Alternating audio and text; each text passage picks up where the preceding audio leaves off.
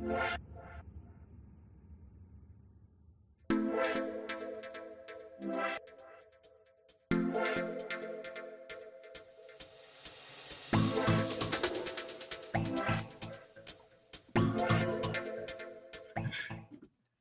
what's going on, everyone? Ed Reiner with your daily dose of mind stuff. It is day 70. We're on day 70.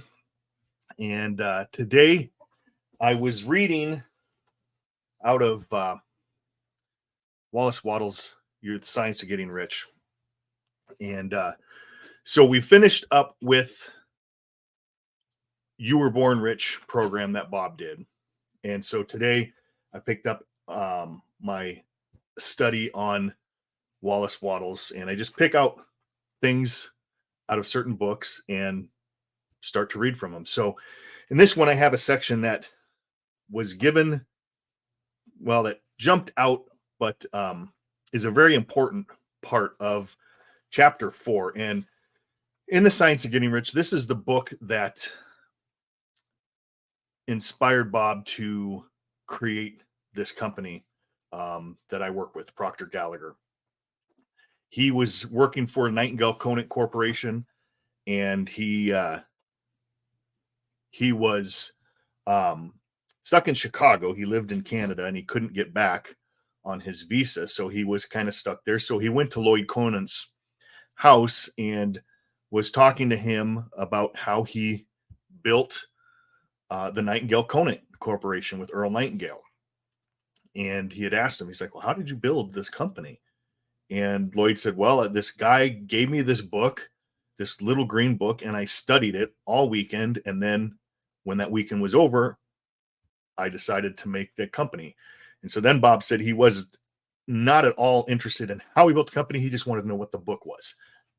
And it was The Science of Getting Rich. Now, this book also, if you've seen that movie, The Secret, that Rhonda Byrne did, which Bob was also in that film, The Secret, in the beginning, she talks about how her life was depressed and she was down, and her daughter gave her a book.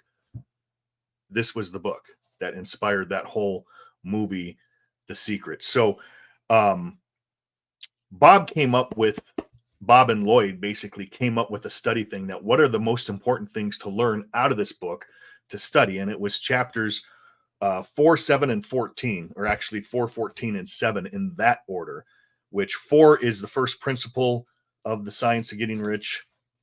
14 is the impression of increase, and then 7 is gratitude. And if you've joined me on my group over the past week, we just finished doing a 7-day gratitude challenge that went really good, which was to help us to create that daily habit of gratitude at a deeper level than just saying, I'm grateful for my house, I'm grateful for my family, to really develop and foster a deeper gratitude for all things, because all things that have happened have made us who we are and brought us to who we are in our life. Then we should include all things in our gratitude. So anyway, kind of stepping aside there, in this book here, I'm just going to read what I was studying here this morning, then we'll go over a little something.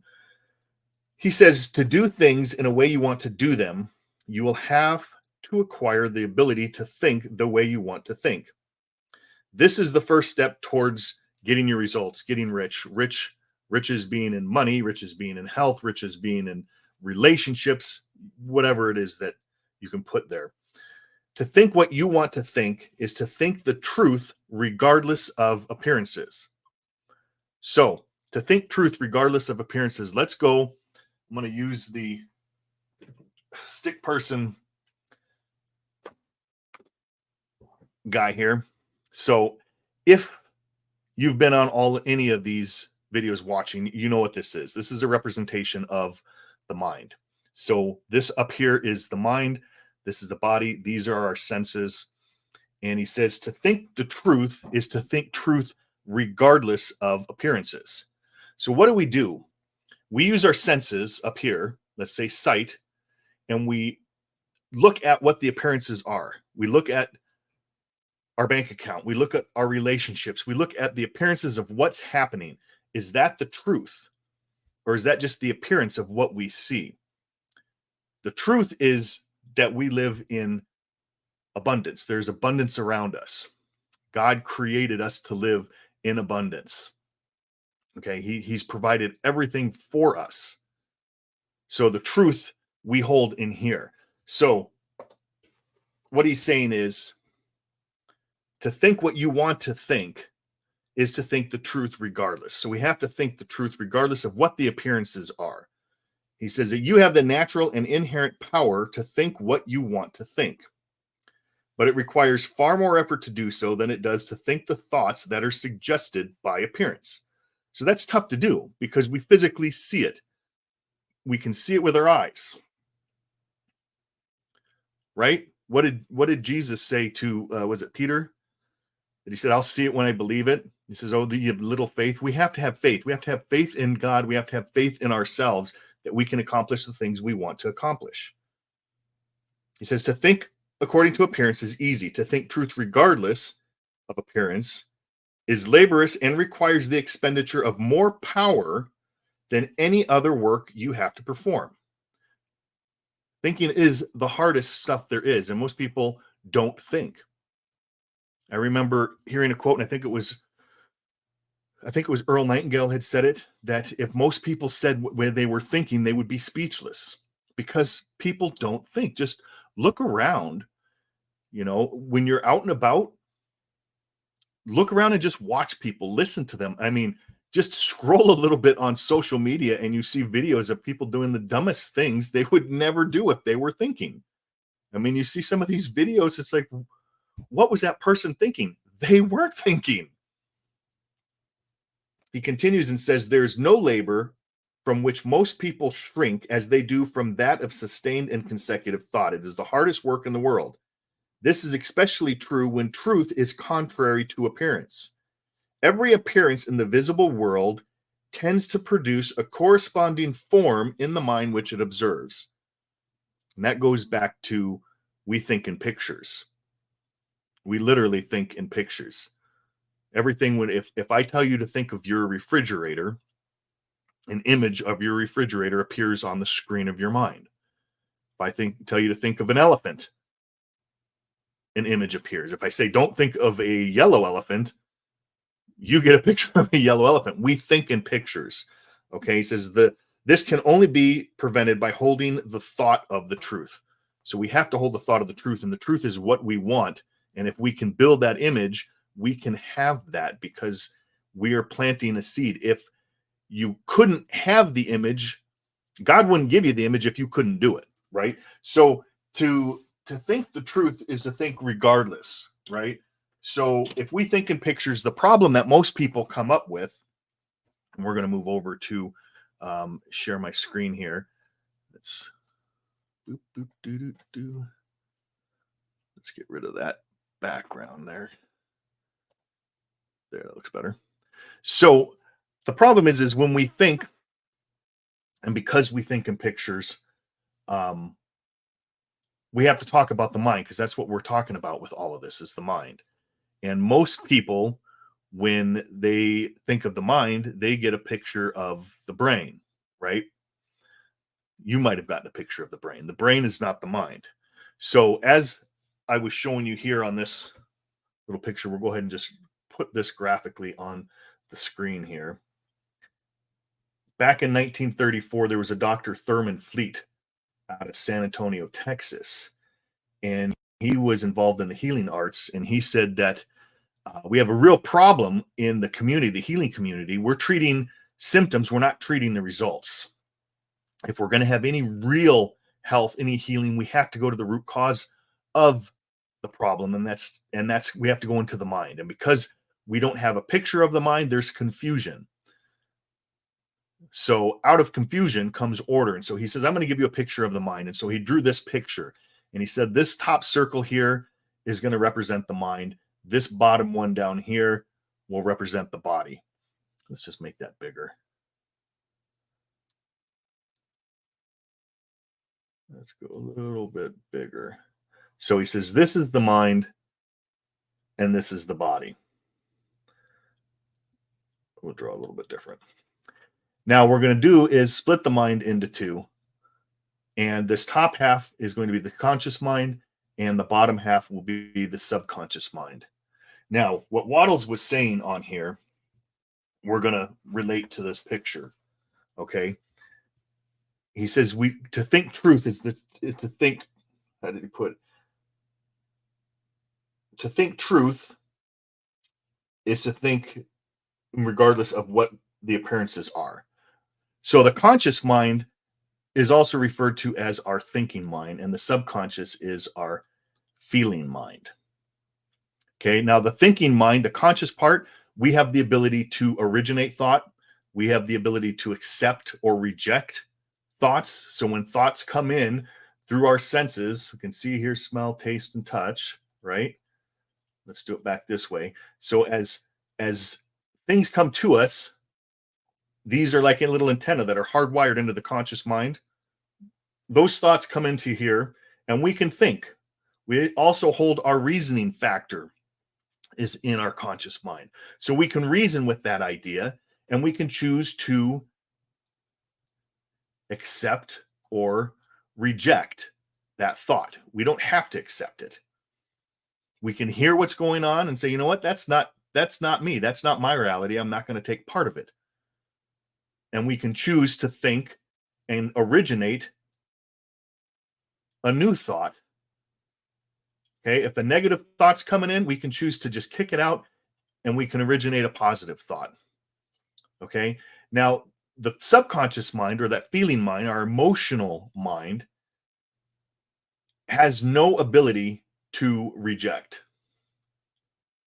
No rejects. It must accept anything that comes in it. And the cool thing about the subconscious mind is it doesn't know the difference between what's real and what's fantasy. So what Wattles is saying here,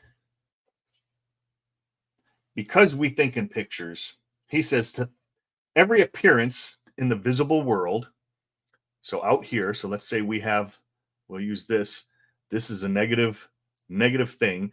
We take our scene, we see this, that's the appearance in our physical world. It's outside of us.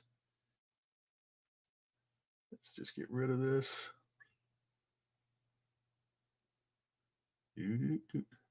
So every appearance from the outside world in our physical world comes in and creates an image in our thoughts, in our mind. He says every appearance in the visible world tends to produce a corresponding form in the mind which observes it. Now, if we don't like this idea, whatever this appearance is, we have the ability to reject it. Now, if we're not paying attention, which most people are not, they accept that, and then that comes into the subconscious mind. And when that becomes fixed here, that changes our behavior, because the feeling mind sets up the vibration of the body, which causes us to act, that causes our behavior. This is where our paradigm is. A paradigm is a multitude of our habits. All of our habits and behavior reside in the subconscious mind. So if we're not careful with what we're doing, this is what will happen. So let's go on to this here. So the ignorant person permits the appearance of things to control their thoughts. So what Wattles was just saying. So if we have the starting point up here is our present results.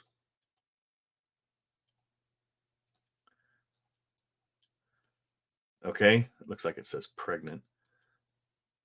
Let's just do it this way and put an R. This is our present results.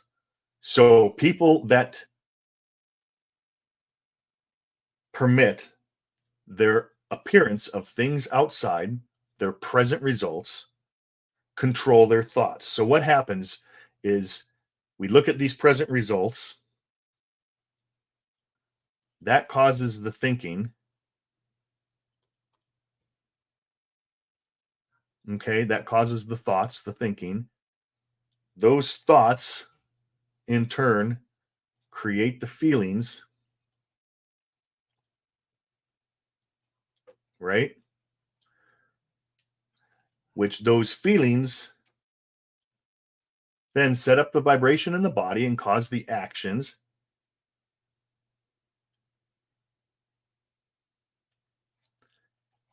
And then those actions then produce more of the same. Okay? This is an ignorant person to this process. And I mean that in a way that we're all ignorant to some degree or another with certain things, right? There's certain things we don't know. That's not a bad thing. That's the thing that we can be honest about. Some people think that ignorance is a bad word when someone says, "Oh, that person's ignorant." Usually they're meaning they're rude or they're put in a negative way. We're all ignorant in certain aspects. We do not want to be ignorant in this aspect. We want to become aware and have an understanding of this process, because if this is the way we're living, then we're ignorant to how our mind works and the universal laws of the universe, and we're not living by law, we're just living by luck and by chance. We're letting what's going on outside control what's going on inside. It controls the thinking and our feeling and how we feel. If this is a negative result, that's going to cause thoughts and thinking that are not in harmony with something positive. They're going to be negative, which is going to cause negative feelings. What's negative feelings? I feel bad. Fear, doubt, and worry. Doubt and worry are thoughts that lead to the feeling of fear. Feeling is in the subconscious mind, right? So here's how this process works, what we were just showing. Present results. Our sight. We let the appearance of the present results dictate our thinking. Those thinking produces the feelings. Those feelings causes the actions. And that produces the results, which gives us more of the same. So if we're ignorant in this process, we are in a self-fulfilling doomed prophecy of repeating. That's why some people will go year after year after year and have the same results. Third, fourth, fifth generation welfare recipients, because they're letting the results control the thinking. Now, when we become aware and we do what Wallace is saying, we start to think what we want regardless of appearances. We think the truth regardless of appearances. And what is the truth is what we want.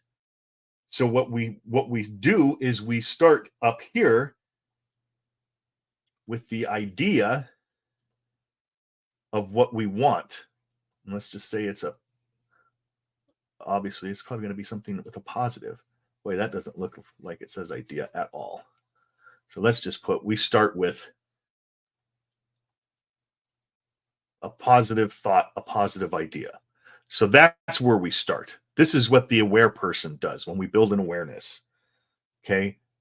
Now, when we start with the thought and we hold that image to think the truth, regardless of appearances, this is the truth. If you can hold it in your mind, you can hold it in your hand. That thought is going to cause the feelings. Those feelings, again, are then going to cause the actions. Those actions, in turn, are going to produce the results that we were thinking. And then when we get the results, we can take a look at those, use them as feedback, change anything we want, build a bigger, better image of what we want, and we can cause the process to go through again. We're thinking into results. We're thinking truth regardless. How this looks over here with the mind, instead of letting the outside conditions and circumstances dictate what we're doing, we originate the thought. We build the image of what it is that we want.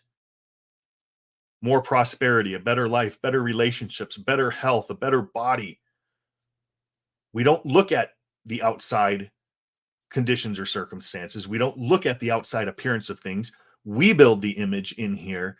We then impress that image into the subconscious mind to add the feelings. We're thinking it here. We're feeling it. That feeling sets up the vibration in the body, which causes us to new actions, new behavior, which gives us the new results, the results that we want.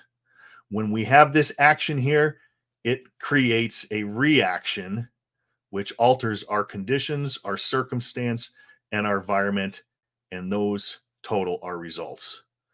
This is the process that we want to go through, and this is what I'm studying today on this, and what came up to me as I was reading this chapter in The Science of Getting Rich. So, something to think about. If you're letting your present results dictate your thinking, know that you have the ability to reject those thoughts.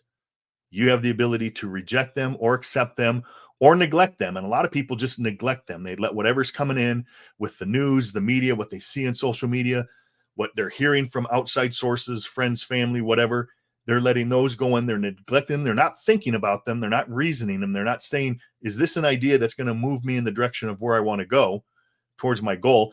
Or if you don't even have a goal, you're just going to accept the majority of those thoughts because you're not moving anywhere. You have no target you're shooting for. So if you'd like to learn more on this, I am Tuesday, and I had mentioned this before, I believe. I asked a question about mindset, or I said mindset is everything, and had some people agree on that. But Tuesday, let me get over to here. Proctor Gallagher is pulling this video out of the vault of a presentation that Bob did that is absolutely phenomenal, that I'm calling it that you can create your own economy. You can create your own results. Now, that may be far-fetched for some people. If that is, I suggest you come and watch it and make a decision for yourself. Maybe there's an idea in there that might inspire you to do something more than you're doing right now. So what you want to do is you want to go to this website, mindstuffforsuccess.com/free event. It's a totally free event. It's going to happen on Tuesday, the 7th, I believe. Just go to the website. It has the date on there. There's where you can register and you get your seat for it. I'm going to be streaming it live into a private Facebook group, so it will not be on here. You have to be in that Facebook group in order to watch it. There will be a 24-hour replay on that. And it's something that you might get an idea that it can totally change the way that you're living, the way that you're thinking. It can send a different trajectory for the remainder of this year and moving forward. So I hope you come and join me on that. It's totally free. It's going to be at 2 p.m. Eastern time. So come over, go to that website, register, and come join us. And that's all I've got for today. So I hope you got some value out of this. Watch this again, and I will see you guys tomorrow with another episode. Day 70 today. We're getting close to 100. So thanks for joining me. Hope you guys have a great rest of your Sunday and a great week, and we'll see you tomorrow. Peace. God bless.